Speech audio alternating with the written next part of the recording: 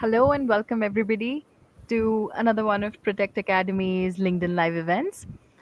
We will just once again, we'll be waiting for a couple more seconds and let more people join, and then we'll commence with the live session.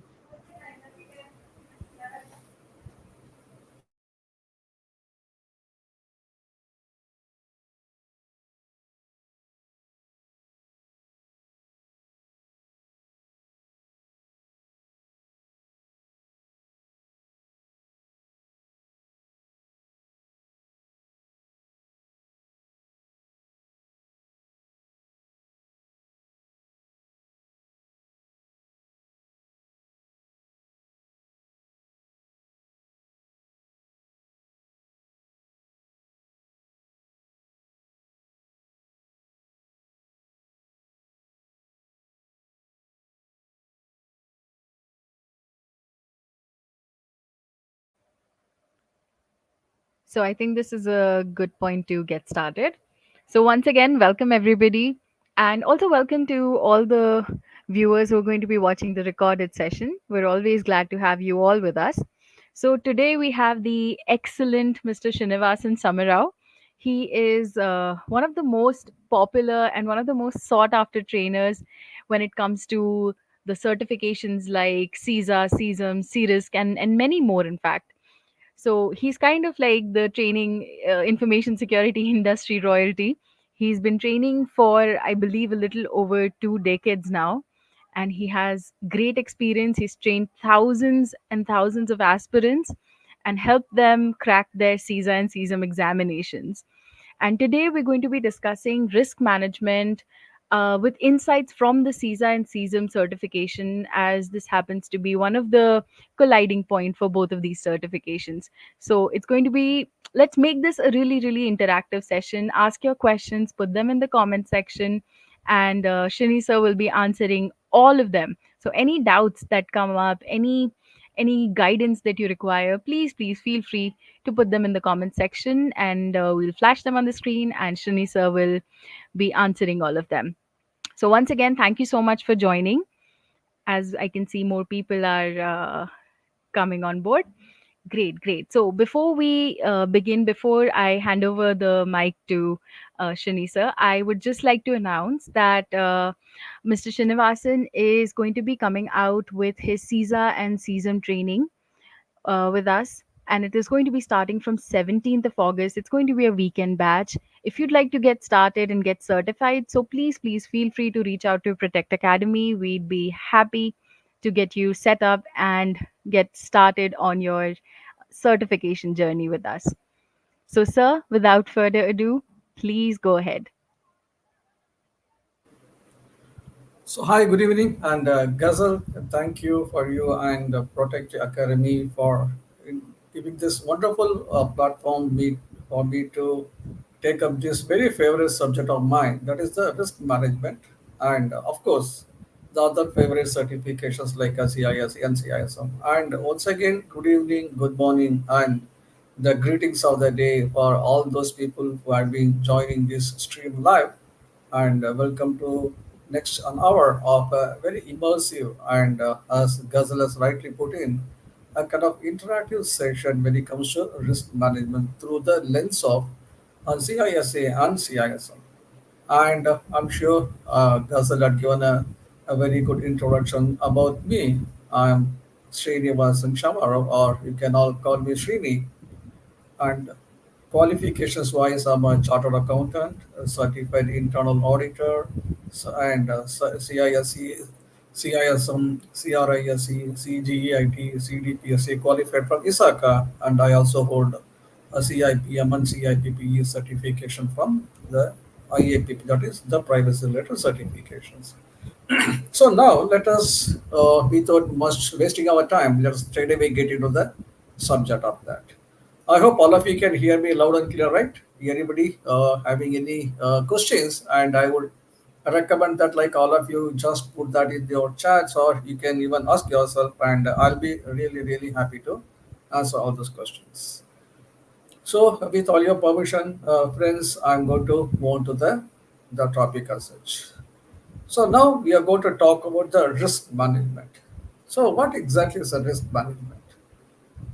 See, there are multiple definitions that actually goes around the globe, but one that is very simple for us to understand is this is the one.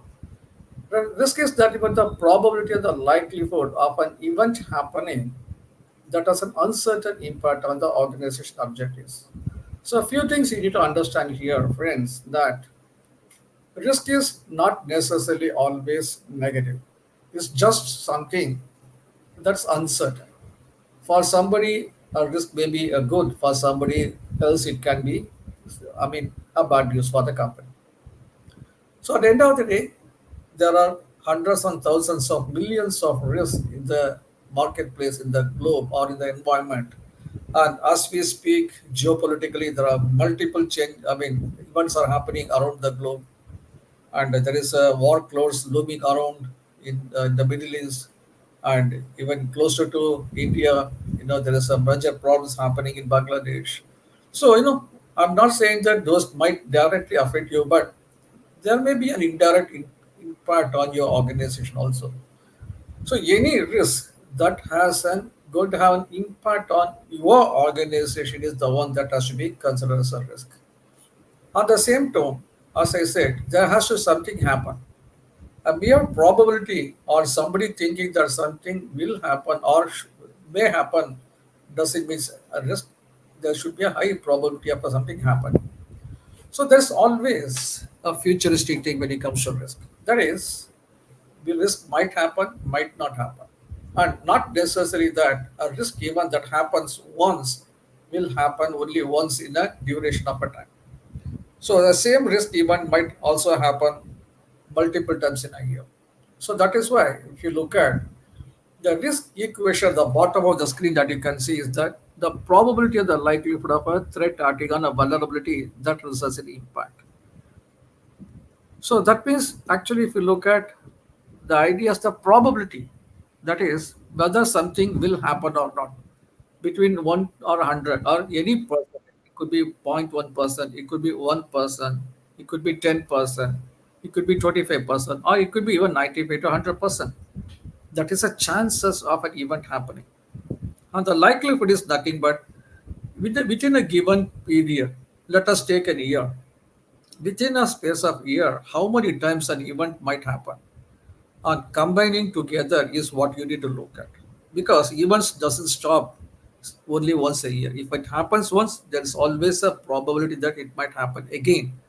So likelihood is a frequency, probabilities are chances of happening. Then when it comes to the risk itself, something should happen and that something should have an impact on your vulnerabilities. A threat event can be internal or external. As simple as a new regulation had been introduced in the marketplace could also be a threat. For example, in 2018, June 25th, 25, if you look at the GDPR, the General Data Protection Regulation was introduced in the European Economic Area. And many people need to do a lot of changes to their computing environments in collecting the data, protecting the data, etc., etc., etc. And that is a risk event. And at the same time, that should have an impact on some vulnerability. That is, a threat should exploit a vulnerability. So, what do you mean by vulnerability? Vulnerability is something that is a weakness in the design, a weakness in the controls. Maybe a control that was put in place is not working properly. Something that can be exploitable or can be exploited. So, the threat should actually impact a vulnerability and that should result in an impact. So that means the threat acting on a vulnerability should have impacted the your organization's objectives. There is a possibility that a threat might exist, but there might not be a vulnerability, so there is no impact. That means no risk. Or the threat is the vulnerability exists and the impact is also there, but the threat might not be there, and that also there is no risk. Or you might have a threat and also a vulnerability, but the impact may be negligible. So at the end of the day, when we talk about the risk management, usually it is looked at a negative terminology. Like we always try to look at the losses to the company. even though risk also can bring you some positivity. That is why we always say risk is something that you need to take to grow. Every organization need to take risk to grow. So there is a risk in every activity you do. For example, when you upgrade your operating system, there is always a possibility that some bugs might be there, some issues might be there, and that could have actually created I mean, that could create a security hole for your operating system. But that doesn't mean that the IT will stop from implementing them. We need to find a workaround like a patches and ensure that they're implemented.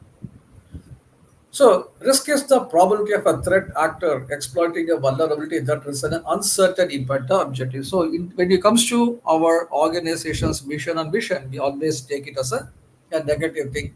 And the risk management is one. That is what we are going to look at the next slide.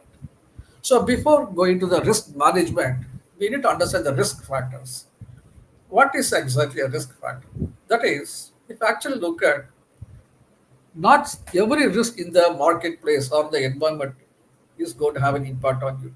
For example, there is a cloud breach happened for one of your neighbors, and doesn't mean that it should happen to you if you don't have a cloud. So you need to understand whether you have that particular vulnerability with you. Usually, when it comes to the risk, it is the motivation, the skill level of a attacker.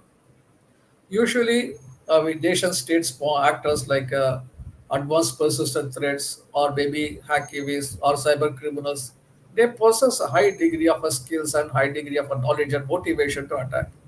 So the more the motivation, the skill levels will increase the attack materializing if there is a presence of vulnerability.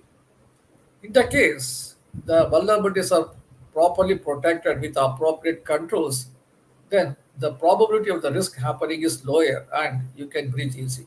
That is the reason why understanding the vulnerabilities are very, very important. So, having said that, where do you find the vulnerabilities? Usually, the vulnerabilities are found in the assets, that is, the people, the process, and the technology. I mean, we all know when it comes to IT industry, IT security industry, whatever you can say, yeah, there is always a saying that the human elements are the weakest link in the security chain. So people may get the knowledge and leave the company. Attritions will be there, and people may get demotivated, and they may feel that they may be treated wrongly, so they may launch an attack. So insider attacks are very, very common in the IT industry. Apart from the technology may be outdated or may not be properly tested, might have multiple vulnerabilities, or maybe some bugs within that, which could have been which can be exploited by a threat actor. Processes might not be properly developed. There may be logical issues. The process may not be achieving what it's supposed to achieve. So all these things, I'm just giving an example of presence of vulnerability. So primarily, when you look at the threat is not under your control, but vulnerabilities are under your control. So the idea is to prevent something from happening, and if we can't, then try to detect and contain the damage. So the idea of the risk management is nothing but understanding the possibility of a risk happening, then identify the threat actors, identify the vulnerabilities, identify the impact, and try to prevent from the threat materializing, and if not, minimize the impact in the simplest manner. So this is what you need to understand when it comes to the risk as such in a higher level. So IT risk management, according to ISACA, is nothing but the process of identifying the vulnerabilities and the threats to the information resources. And this information resources is what I will say as a people, process, and technology used by an organization in achieving the business objectives. And deciding what countermeasures, if any, the countermeasures are nothing but the controls that we are putting in place to ensure that risk is reduced if necessary, to take in reducing the risk to an acceptable level based on the value of the information resource to the organization. This is what ISACA says when it comes to IT risk management. So on the right hand side, friends, you can see the process life cycle of the IT risk management. So risk management has four phases we need. It's a cyclical one. This keeps happening. And the first and foremost is the risk identification, wherein The team, that is always when it comes to risk management, it's a team of people from the organization should come together. Then they should identify those assets and the vulnerabilities on those assets, the threats that assets might be exposed to, and the probability of an impact. So all these things happens at the identification stage. I mean, there are so much detail level we can go into that, but this is not a session where I'm teaching you a serious classes here. I'm just touching upon the overall the process over here in a very simple manner. So there are multiple methods available for identification, like a scenario analysis, top-down and bottom-up approaches, audits, then penetration testings, vulnerability scans. There are multiple inductive methods, non-inductive methods, Delphi method. Multiple methods are available. We don't get into that area now, but I'm just giving you a high-level thumbs up to the process itself. And what is more important for us when you talk about risk management in the lens of CISA and CISM is the IT risk assessment. There are two things that will come to my mind when you come to the IT risk assessment. So when you talk about the GRC, I'm sure all of you might have heard that term. I mean, many a times in your career. It talks about the governance, risk management, and the compliance.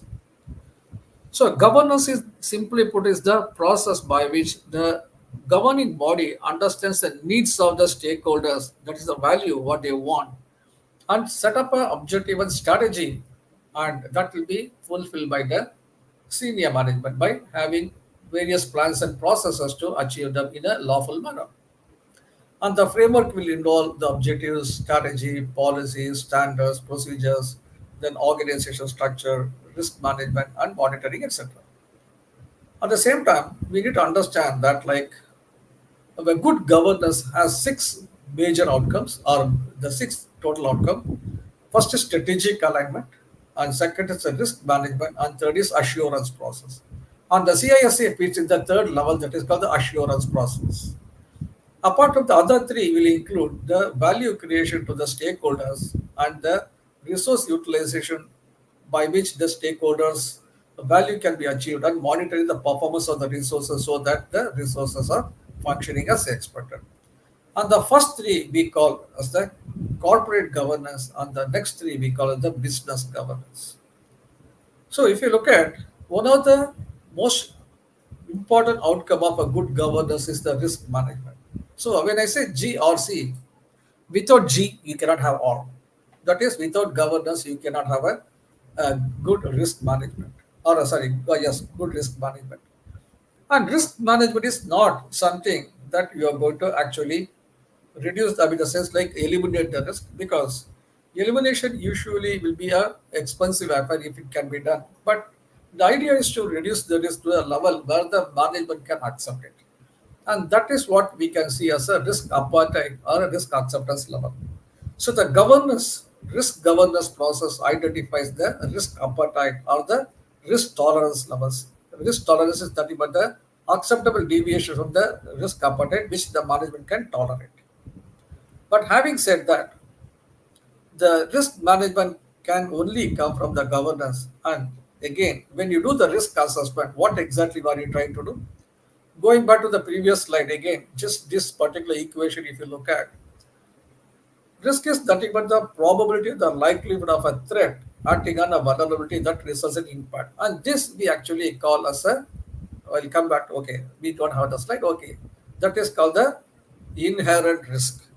That is, every process or an activity will have some risk associated with that, and that is called inherent risk. And every organization will have some sort of a control or other taking care of the risk. So identify the control for the given risk and understand the effectiveness of the control, and the resultant risk is what we call the residual risk.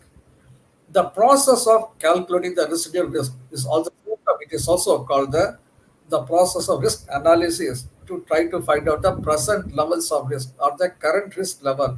This is called the risk analysis, and that gives you what you can see as the current risk profile, and which also is the one we are going to compare in the second stage of the risk assessment called risk evaluation, wherein this residual risk is compared with the risk appetite level, which is determined by the senior management based on their governance process. And again, three possibilities can happen. The residual risk may be more than the risk appetite level, or maybe the residual risk may be equal to or lesser than the risk appetite level. So, in case the risk is equal to or lesser than the risk appetite level, okay, so in this case, what will happen is that, like, in case if the risk is or the residual risk is equal to or lesser than the risk appetite level, then we are okay with that. At the sense, we are not going to do anything about it because the risk is less. But in case where the risk is more or the residual risk is more than the risk acceptance level, then we need to take some action about it. And that is where the third phase that will have the risk response. So now, where does the CISM comes in picture over here? Because the outcome of the risk management or the risk assessment is the information security program implementation, which is the core of your CISM certification. So, in fact, if you look at the CISM certification, there are four domains in them.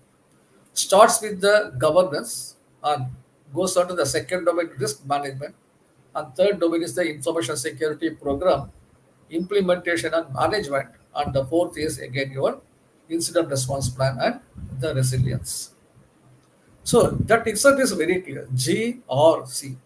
Governance first domain, risk management second domain, and information security is a part of your compliance activity. Information security is always a compliance activity.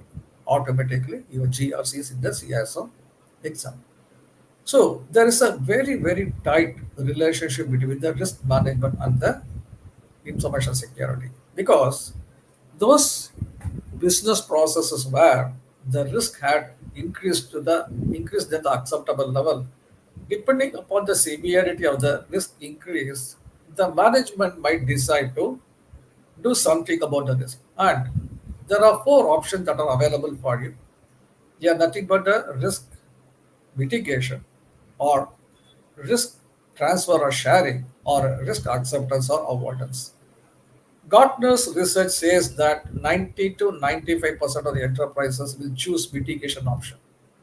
What is mitigation? Mitigation is nothing but you are trying to put up additional controls or where there's no control already existing, new controls are put in place to reduce the risk to acceptable level. Okay, so in this case, the entire activity. That is, there are not going to be one or two. There may be many, many processes where the risk would have exceeded and where the management would have decided to mitigate by these controls. And putting together all of them, we create a program to put up the security controls in place, and that forms the information security program, and that is nothing but your CISM certification. Very simply put. So the risk response and mitigation that you are seeing, the third phase is nothing but the subject of your CISM exam. This is a tight connection between your information security and the risk management. And where does the CISA fits in? It fits into the fourth area, the fourth phase, that is the risk and control, monitoring and reporting. One thing you need to understand, friends, is that risk is dynamic. The controls are put in place when the risk is identified to be more than a particular level of acceptance at a given point in time. That is, at a given point in time, what is the risk is what we are looking at. But the risk that might change because of the changes in the industry, changes in the marketplace, changes in the environment.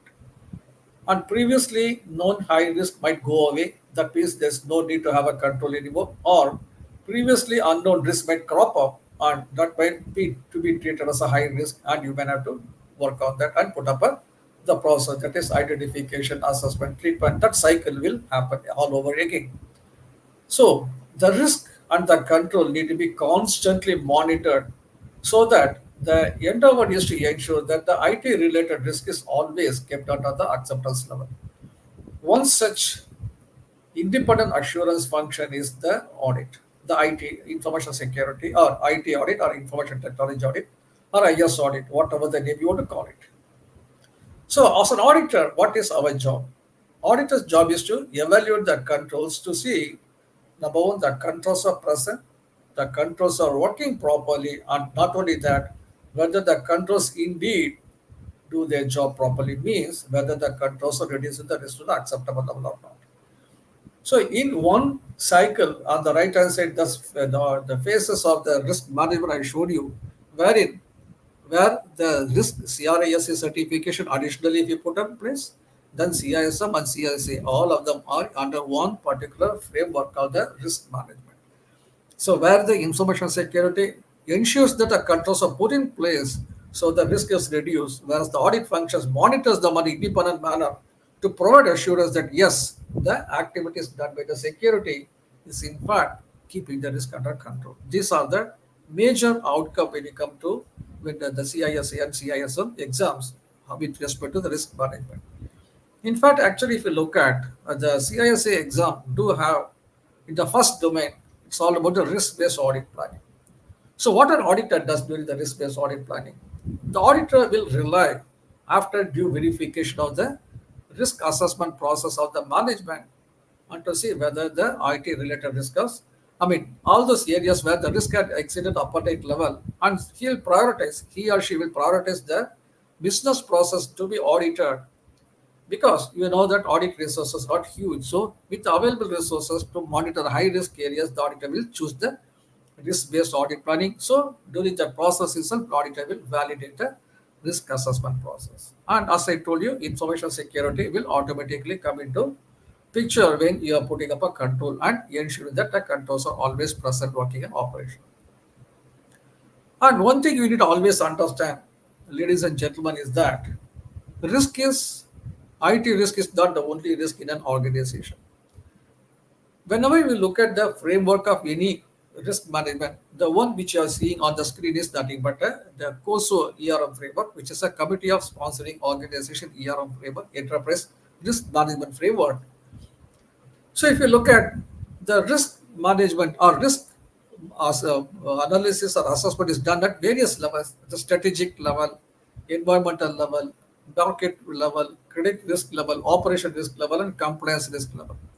But every function will have IT tools to guide them to their operation. Like for example, at the strategic level, the CEO and the board will use the business intelligence and the decision support tools like for example Power BI or Tableau for their forecasting purposes. If those tools do not work properly, it is a strategic risk because of IT.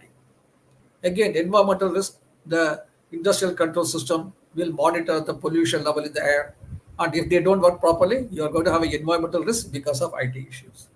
Your CRM system is not properly updated. Because of that, you don't get the proper market related data. Then it is again IT related market risk. So similarly, if you look at every area, every particular department or a function would have definitely have some kind of IT systems, and any issues on the IT systems will have the impact on the business. That is why you should always look at the IT related risk as not an IT risk to the department only, but the IT related business risk. Because the business risk will be wider than the IT related IT risks. So now let us get directly into the CISA and CISM examination as such. So we all know the CISA, the Certificate Information System Auditor exam, and I've got a small question for all of you. I mean, you can put up your answers in the comments, and if you are not able to say, that's fine. You can put up in the comment and tell me in which year the CISA and CISM certification was introduced by CISE, that's sorry, by ISACA. If anyone can answer, that's really great. Don't Google it, please. I don't want you to Google. Just say what you know. So when this certification was introduced in the marketplace. So if you look at, we all know that the CISA as a certification was the first one to be ever launched by the what we know now right now as ISACA, which is the Information Systems Audit and Control Association. And it had over a period of time, it had become a very sought after certification, and it will not be out of place if we say that this is a gold standard nowadays for your any information system audit professionals. And usually the standards followed by ISACA when it comes to IT audit is the COSO framework of the audit standards, which is also called the IPPF, International Professional Practicing Framework. And again, that is what we are going to see. I mean, that is how the entire audit standards have been set up by the ISACA. And so when it comes to the certification assets, there are five domains in the certification, starting with the process of IT audit, and second, governance and management. Third is about the IT resources, the assets acquiring, implementing, and again then testing. Then fourth is that IT operation, and fifth is the protection of the information assets. First of August 2024 onwards, the syllabus have changed. Some good amount of changes are there, like for example, the agile auditing and how the auditors can use the AI and ML in the sense like in the in your daily operation, the audit work etc. have been introduced, and small many things got removed, and privacy had been brought from the fifth domain to the second domain. And when it comes to fourth domain, certain things have got added. Then apart from that, again, in the fifth domain, there are multiple changes happened, lots of additions happened, and some things have got to reboot. So in a way, lots of changes happened in the. I won't say a lot, maybe around 30 to 35% changes have happened in the 28th edition, and it's really, I mean, nice. A lot of things got added, and a lot of exciting times ahead for all the students who are tackling the CISA exams. So CISA is a main focus is audit control and assurance. So it's an independent assurance process to the governing body and the management to say whether the controls are present, the controls are working, and whether they are functioning as intended, and whether the IT and the related risk are under control or not. So auditors provide an independent assurance. So the management and the board would tend to believe more about what an auditor says rather than the control self-assessment done by the information security manager or the departments. And it's a global standard for professionals responsible for ensuring that an organization IT and business systems are monitored, managed, and protected. Well said. On the other hand, CISM is nothing but how do you manage the information security within your organizations? See, information security is not something that you go daily to the office and look around you and secure things. It has a lot of things, starting with the governance. First and foremost, when you talk about the information security, it's all about not that you're locking up all your information assets, including people, and in putting them in one particular hall or somewhere, and make around 20, 25 commandos with machine guns standing around and do not allow anybody, no internet connections, etc. That is not security. Because security should be apt, APT, apt. That is, you need to first identify the assets, the relative value of the asset to the business, and the loss value if that asset is lost to the business. And based on that, you are going to determine the criticality and the sensitivity of the assets. And based on that, you are going to identify the level of controls required to protect them. In a way, not every asset need to be protected, and not only that, not every asset will have an equal protection. So the asset will be given apt amount of protection. Neither they are overprotected nor they are underprotected, thus delivering value to the organization. To do that, the information security manager should first understand the assets, then the risk to those assets, and also the controls that are already in place, and also the probability, the likelihood of a thing happening, and again putting up a control, then monitoring them and ensuring that it is maintained all the time under the acceptable level. And that is the four domains I told you: governance, risk management, information security program implementation and management. And finally, even if we have put up a control, we cannot guarantee that nothing will happen. I mean, we all know that of last 10 days before we had a CrowdStrike problem. Then Microsoft 365 did not work sometime. And every other day we keep on hearing some news or something. In India, in fact, closer to home, some 300 banks have got affected, micro banks have been affected by ransomware. So these things keep happening. So you need to have the capability to come out of that. That's called the resilience. That is where the fourth domain is about incident response plan. So it goes with the adage like always prepare for the hope for the best but prepare for the worst. So this is about ensuring that the risk is managed within the acceptable level all the time.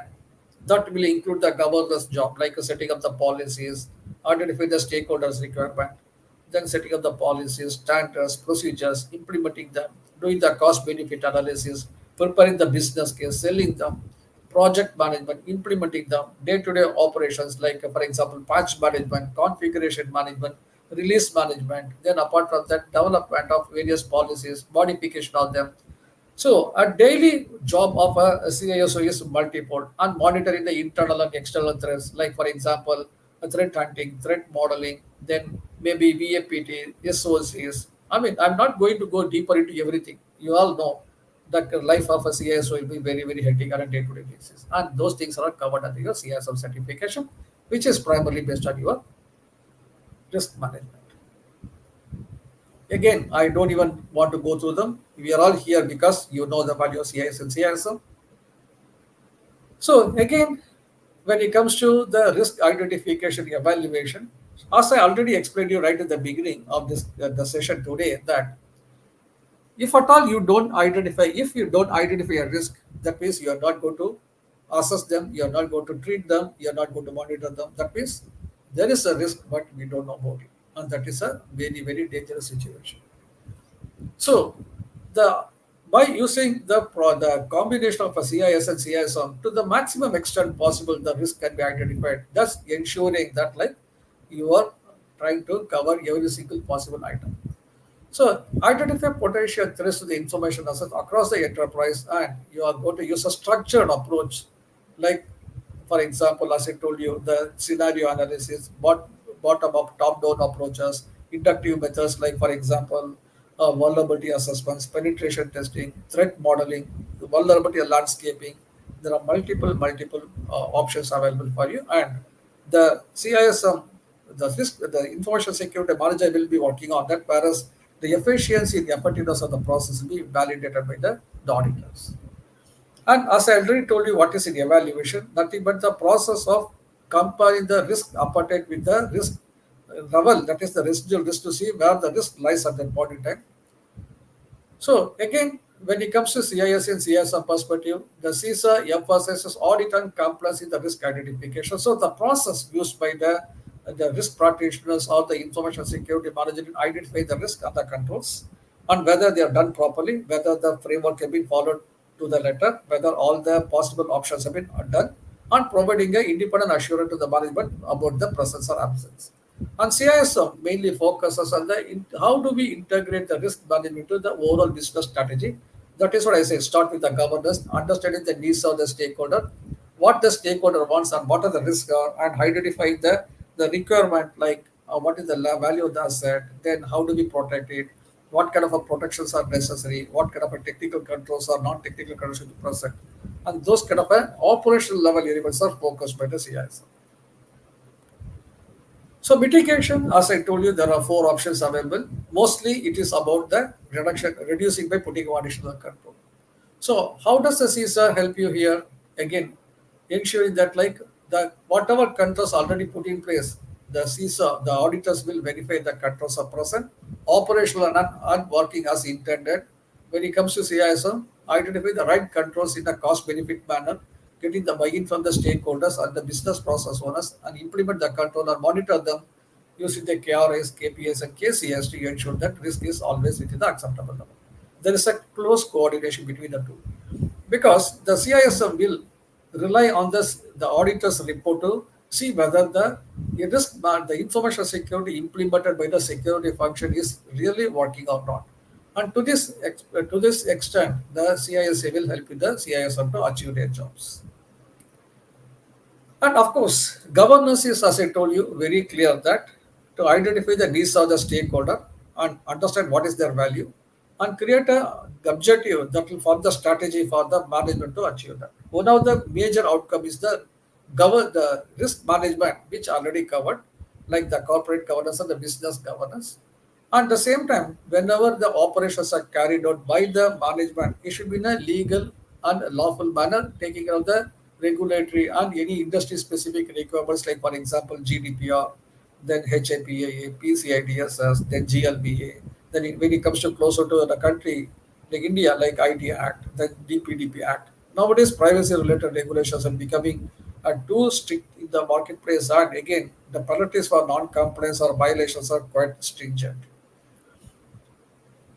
So the CISA will add value to ensure that the governance initiatives by the senior management and the board of directors are in fact really working and yielding results, and the governance activities are implemented by the CISA by putting up the process in place to ensure that risk is reduced. So when it comes to continuous improvement on monitoring, these are very, very important. As I told you in the beginning, risk is very dynamic. So you need to ensure that the risk and the controls are regularly to be monitored and reported to the respective stakeholders like the risk owner, the control owner, or the senior management so that they can take actions on it. And in the case of incident management, to understand what actually happened, the root cause analysis, the lessons learned, and passing on to the senior management to know what we have done and showing the worth of the incident response process. And at the same time, we need to constantly, continuously evolve because risk is constantly evolving. So communication is all about what kind of a channels we have. Like auditors use audit reports and interim and final and various reports, whereas the risk manager, the information security people will use dashboards, balance scorecards, heat maps, risk maps, then maybe risk registers, and also the risk ranking report. Various forums are available for them to communicate to the senior management. So when it comes to communication, there's a three-way process. The senior management communicate their expectation to the operating people, and the information security communicate their capability to the senior management. At the same time, the operating people will communicate the results of the controls put in place as a metrics to the senior management. It's a triangular cycle. All of them should work in tandem so that the risk is always maintained with the acceptable level. So let us now have a small look at the real world applications. See, how do we safeguard a bank's move to the cloud? So, banking operations always involve the customer's data. And customer data in every privacy regulations or a law, it is a private or a personal data. Sometimes it can also become a sensitive data. So, when a bank is decided to move their customer data to the cloud, then various legal, regulatory, and other risks need to be addressed. So let us imagine a major bank that had decided to move its core banking system to the cloud. Actually, they are excited about the benefits like a faster processing, easier scaling, and cutting costs. Yes, they are all really true. These are all the what you can say the better side of the cloud. But what about the flip side? But what are they? Is there a data breach? I mean, if you look at a bank might have millions of customers. If a data breach will happen, millions of customers going to be affected. One thing you need to understand, ladies and gentlemen, is that when it comes to privacy impact, it's not about how much the company is going to suffer or the bank is going to suffer by way of penalties if the data is breached, but it's always looking at how much the customers will suffer because of the breach, like their identity theft and their money being lost, money cards are being cloned, and how much loss they are going to incur. And that is where the most severe problems are. So that is why now let us look at the background and now how audit can help. The bank knew they had to get it right. So they couldn't afford a single misstep when it comes to protecting the customer data. So that means everything should be watertight and the control should be proper and they should be working as expected. And not only that, it should protect the data. So they brought in an audit team led by a CISA certified expert who is well versed in the cloud and again the data kind of privacy related issues to ensure their cloud environment is bulletproof. So now deep diving.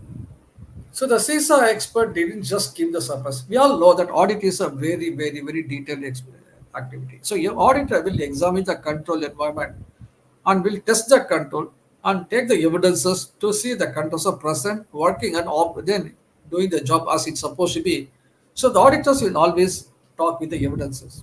So when an auditor presents the recommendation in the form of a report where backed by the evidences, there is a very little scope or no scope to argue with the auditors.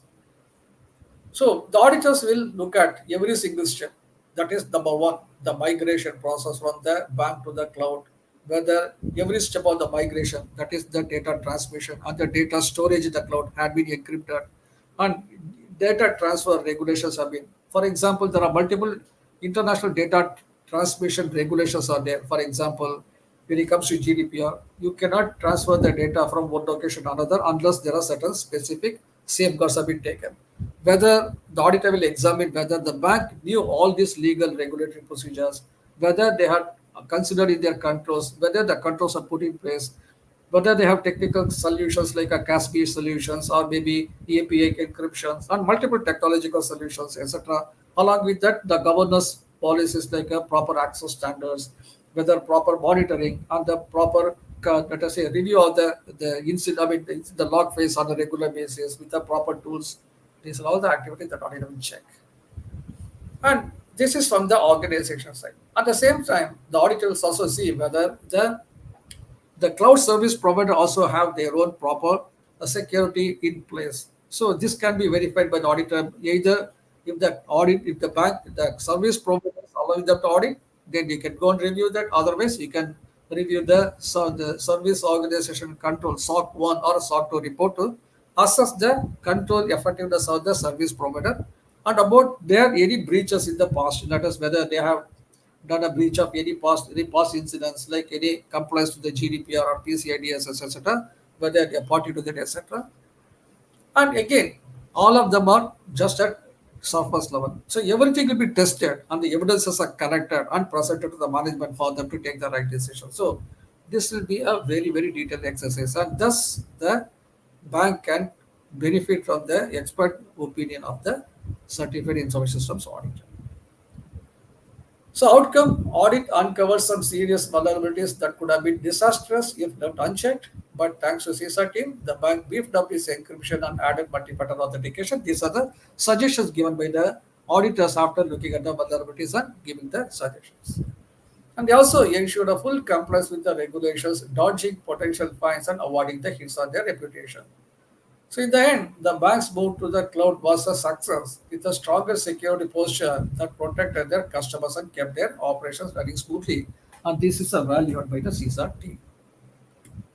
So now let us look at the CISM in action. Let us take a case study of a data in a healthcare. And healthcare data is according to GDPR, is a sensitive data. Any medical record is a sensitive data, which is to be protected far more stricter than your personal data. There are have a special categories of data. So now picture a healthcare organization that was under pressure. They needed to protect the sensitive patient information while dealing with the increasing cyber threats and strict regulation like HIPAA. What is HIPAA? It is the United States based regulation or act. It's called the Health Insurance Portability and Accountability Act, which regulates the usage and the transmission and control of the healthcare data in the United States and wherever they are transmitted. And one breach could mean not just the fines but the real harm to the patients also, because the patient records means, I mean, if you are having IoT devices come to the patient, if they can be tampered with, the patient's lives are at stake.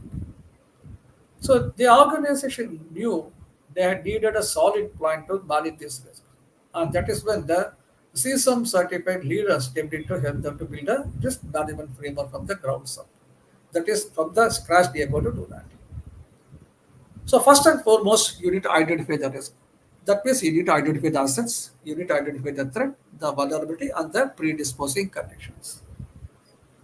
So one of the risks that have been identified by the team is a ransomware. And apart from that, other risks include insider threats and the data breaches, etc. See, as I told you earlier, beginning of the session today, Gartner estimated that around 80% of the attack happens because of the insiders, either knowingly or unknowingly. So most of the breach has an insider connection with that. So they didn't just guess, they measured the potential impact of the patient's safety and the organization bottom line. That is, how much the safety is going to contribute to the bottom line. So first and foremost, governance is the key. That is well said. Because the system expert help the organizer set up the clear structure. That is a governance structure. That is understanding what type of a data that you are collecting, then what are the things that you will do with the patient's data, then how you are going to transmit the data, how you are using the data, where are the data flows, how the machines or the IoT devices are connected to the patients, and what are the various threat vectors that could also impact the patients. And aligning with that, you have a very clear levels of risk identified, and the CISM team go into the owners of the hospital and identify the levels of risk that they can accept. and that they set up the governance structure that is having a very clear idea about the risk levels and the current risk levels are identified. So they develop policies on everything from data encryption. So based on this, the threat levels, the risk acceptance levels, which was again envisaged by the hospital team, the CISM was able to develop a policies and standards that will take care. I mean, that addresses everything from the data life cycle, the data monitoring, data retention, data destruction, data usage, including technical and non-technical controls, like for example, encryption, then again isolation, DLP solutions, then human monitoring, administrative controls like log reviews, supervisory controls, approvals, then identity and access management, etc. So making sure that everybody knows that is having a clear organization structure in place. So, but the job didn't end when creating the framework because what I just described is a framework. The CISM professional setup continuous monitoring to catch issues in the real time. That is something what we call the KRI in the risk industry. That is, you need to set up alerts in such a way that if any risk is approaching the acceptable level, then an alert should go. So identifying the criteria for which the alert has to be set up is a key, and that is where the CISM comes in because they understand the risk levels, they understand the current control levels, and they set up a monitoring mechanism to alert in the real time, like a dashboard or some kind of a, let us say, alert by email or a text message or something, so that if a breach or something about to happen or happened immediately, an alert can be issued, and the issues, I mean, the impact of the breach can be contained very quickly so that the damages don't happen. So outcome, the healthcare organization significantly lowered the risk of a data breaches and patients could rest easy knowing that information was safe. And the new governance structure made everyone knew their responsibilities, that is the roles and responsibilities, then policies, standards, and what they should do, the organization structures, reporting level, authority, and improving the communication and accountability. So this is what I said when you come to communication sometime before. The management clearly conveyed their expectations. The information security conveyed their capability, and the operating level conveyed the result. And everything should align properly with the framework, and that is then the governance is achieved. So by embracing a culture of continuous improvement, the organization stayed ahead of the curve, maintaining compliance and security even as the landscape evolved. So this ensure that at the end of the day you are achieving your objective. That is nothing but ensuring that the customer data is safe with very very little breaches. Thank you, friends. And any questions from your side? I'm ready to take it now.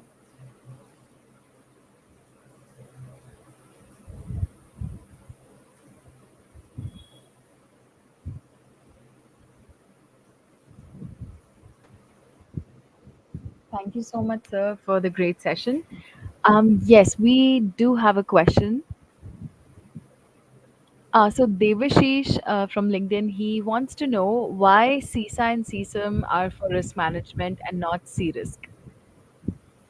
No, you are very very good question, Devashish. In fact, C risk is the risk management, but if you actually look at the title of that, the perspective of risk management, the lens of CISA and CSM. So in fact, what we are trying to say is that C-Risk is the core risk management certification, no doubt about it. But what we try to go through this particular webinar for you is that how CISC and CISF actually adds value to the C-Risk or rather risk management. That is what we are saying. Yes, C-Risk is the ultimate risk management certification, but we are looking at the angle of a CISA and CISF. That's it. I hope that answers your question. Right, sir. Right. So, by the time Devashish is typing up his response, if anybody else has any queries, the floor is open. Please drop your questions in the comment section.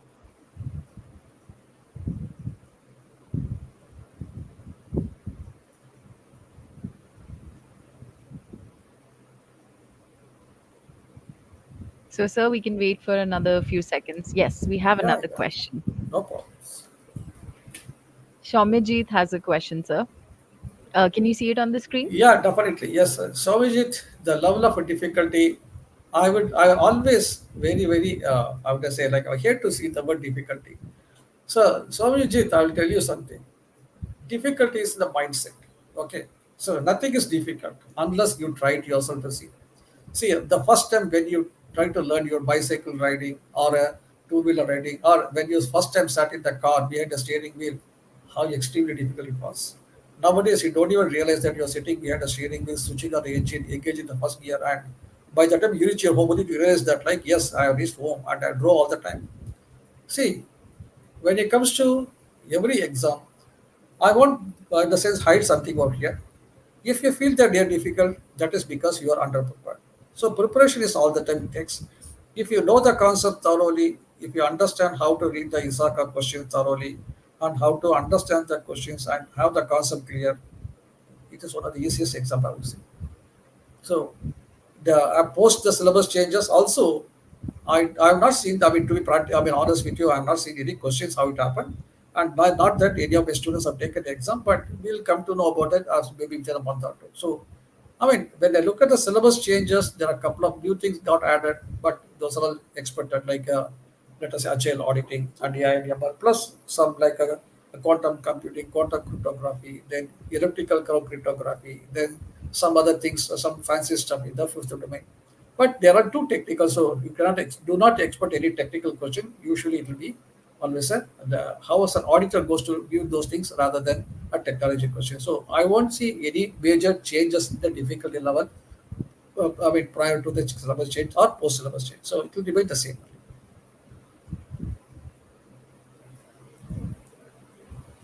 Great, sir. So, also, Jay Bhatt has a two-part question, I believe. So, I'll just put the first one on the screen. So, what are the new challenges while implementing the risk framework and do the assessment? See, very good question. In the sense, like a framework is again a set of a checklist or a guideline, and that is the most of the part people will skip it. If you miss out any setting any step on the checklist, then you will get all the challenges. So new challenges, I won't use the word new here because when it comes to framework, there's nothing new. Everything else is based on the way you implement the technology, the way you implement the things, or the way you implement a particular element of the framework. Like for example, objective or a strategy or a policy or a standard or a procedure or organization. These are all the framework elements. And again, the challenges to the assessment, I would say that there may be some challenges because see, one of the major challenges any risk practitioner or the information security professional will face is that the technology itself may be pretty new. So, maybe most of the time, even the developers or the vendors themselves do not know the process of a technology, the vulnerability.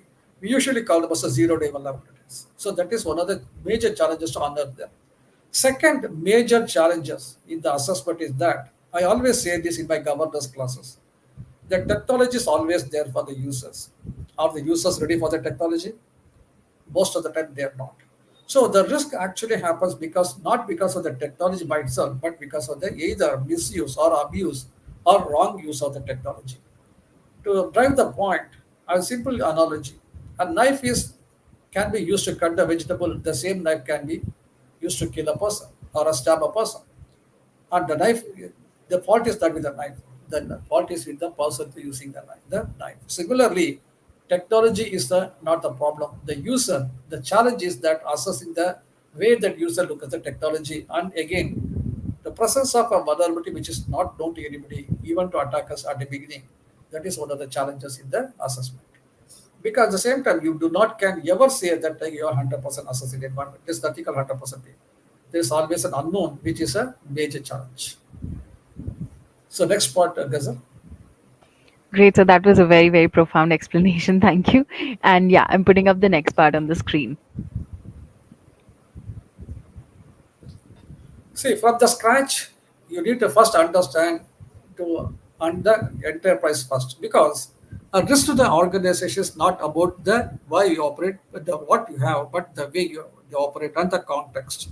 See, for example, if your company is having cloud, then the cloud will be a risk. If you don't have a cloud, cloud is not a risk. So the context of the organization and the type of data that you're processing. For example, your company is handling a very top secret military or with your company, then you become a high level target. So the context you need to understand, internal and external, and the same time the maturity of the organization and the senior management. That is one of the very, very important thing. You need to understand first the maturity and the level of support you get from the senior management and also the business process owner. That is the functional heads. If this support is there, then everything will be easy for you. The best practice for auditor, consultant, manager to do the security assessment from the scratch is first understand the company well, do research on that, completely master the environment, then understand the equation I gave you, the threat and vulnerabilities and the impact, the probability and the likelihood, and again look at the risk in 360-degree angle, not from only one specific angle. That is again technical angle, administrative angle, physical angle, environmental angle. All the four angles to be covered. And then as you go by, you can use a maturity model like a CMMI to mature yourself. This is the best way to again do the security assessment. There's no hard shortcuts over here. You have to go from the beginning only. And you can use a framework also in this case. Great, sir. Thanks, Shamajit, for your questions. Uh, I think Shamajit is happy with the answer that you had provided, and thank you so much, Jay, for your question. We have one more Yeah, by please put on. Yeah. Sharath. Yeah, it's on the screen, sir.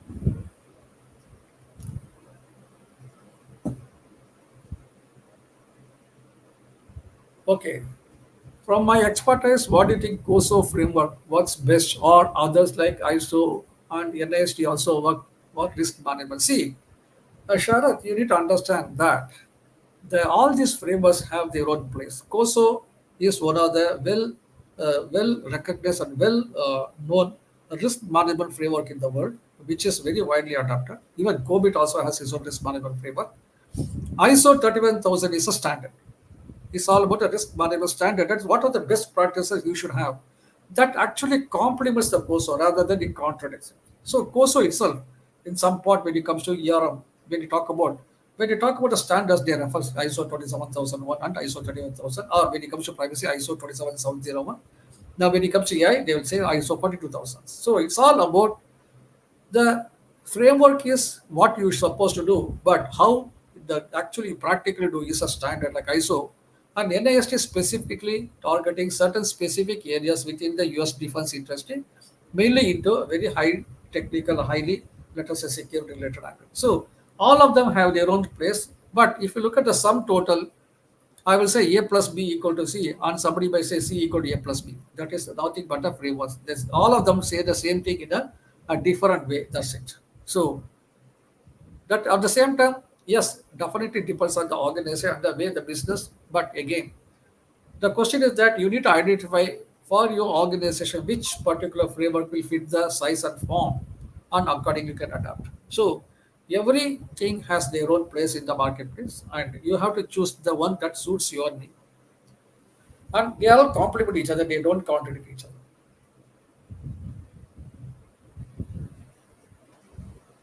I hope Great, sir. Sharath that answered your questions. Yeah. Yeah, so while Sharath is typing up his answer, we have another question by Akash Giri. Yes, Akash, you can approach CISA. See, there are two things. There is either you acquire the certification and take the knowledge, or take the knowledge and pass the certification and sorry, either acquire the knowledge and take the certification, or take the certificate and acquire the knowledge. That is why ISAC had given a very clear guideline that they don't tell you that you need to have minimum so much years of experience to even sit for the exam and pass it. They just give you 5 years time after passing the CISA exam to get certified. So if you already have some basic experience in IT field and some basic expertise in IT auditing field, you can take it up. But as I say, even I see to just give an idea, I passed my CISA exam in the year 2000. Yes, 24 years before. But every single day after that, I'm learning. So, 24 years before, we had internet speed of 56.6 kbps. Right now, speaking to you with a 350 mbps speed. And that time, we don't even know about this kind of webinars at all. Online trainings are unheard of. See, the technology keeps evolving, and again, we need to be upgraded with our things. So, just passing the CISA alone is not going to propel you the career, but again, your inclination towards learning and opportunities to get into the IT field and learn more technology and the processes is the one that is going to propel. But to straight away answer your question, yes, there's nothing wrong in taking the certification. You can go ahead.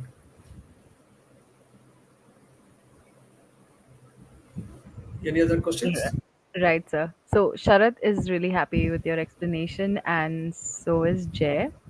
If there are any more questions, please, guys, put them in the comment sections. We are nearing the end of our session, so this is a good time.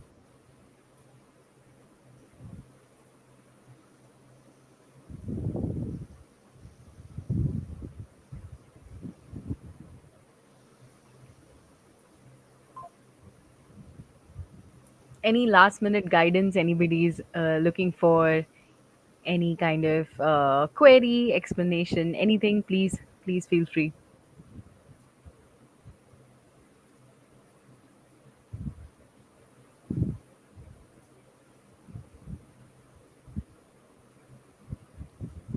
So I think, sir, this is a good time. We can wrap up the session now.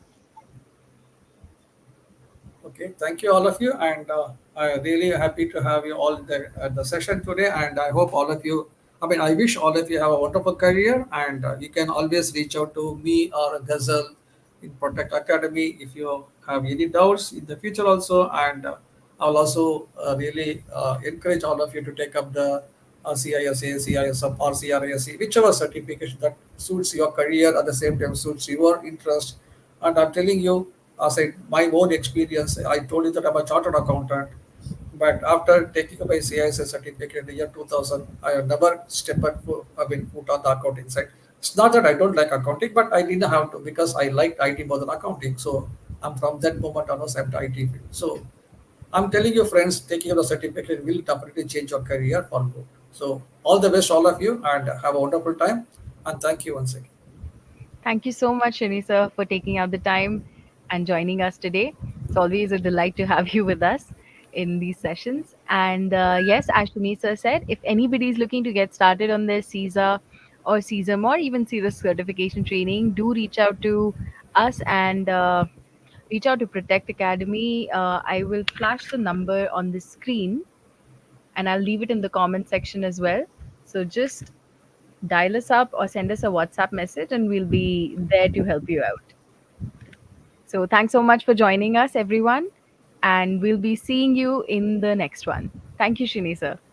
Thank you, Gazan, and thank you, participants, and have a great time and good night, all.